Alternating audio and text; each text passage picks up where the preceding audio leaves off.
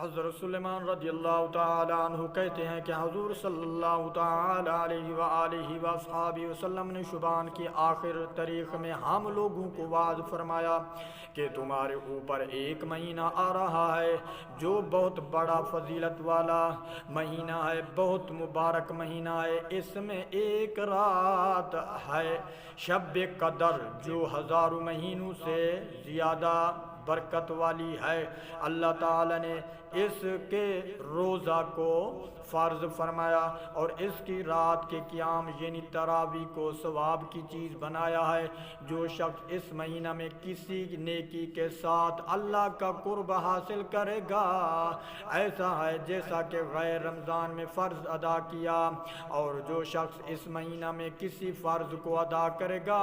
وہ ایسا ہے جیسا کہ غیر رمضان میں 70 فرض ادا کرے۔ یہ مہینہ صبر کا ہے اور صبر کا بدلہ جنت ہے، اور یہ مہینہ لوگوں کے ساتھ غمخواری کرنے کا ہے۔ اس مہینہ میں مومن کا رزق زیادہ ہوتا ہے۔ جو شخص کسی روزہ دار کا روزہ افطار کرائے اس کے لیے گناہوں کے معاف ہونے اور آگ سے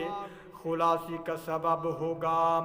اور روزہ دار کے ثواب کی ماد اس کو ثواب ہوگا، مگر اس روزہ دار کے ثواب سے کچھ کمی نہیں ہوگی۔ صحابہ کرام رضی اللہ تعالی عنہم نے عرض کیا، یا رسول اللہ صلی اللہ تعالی علیہ وآلہ وصحابہ وسلم، ہر شخص کو اتنی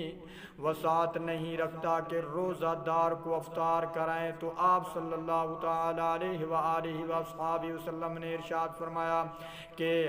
پیٹ بھر کھلانے پر موقوف نہیں، یہ ثواب تو اللہ جل شانہ ایک کھجور سے کوئی افطار کرا دے یا ایک گھونٹ پانی پلا دے۔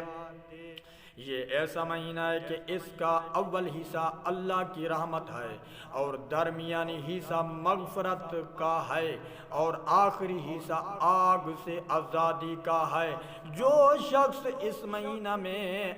ہلکا کر دے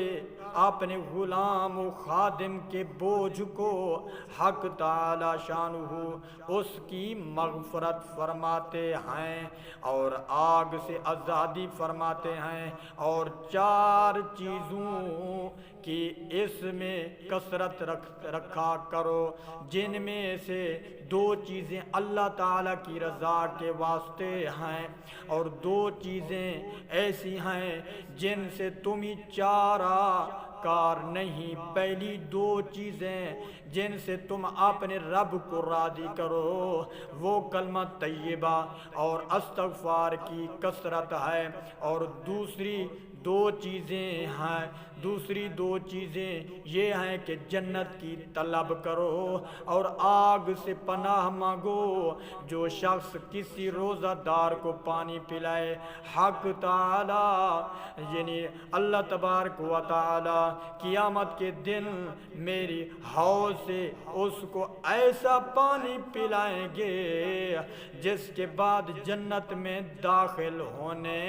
تک پیاس نہیں لگے گی۔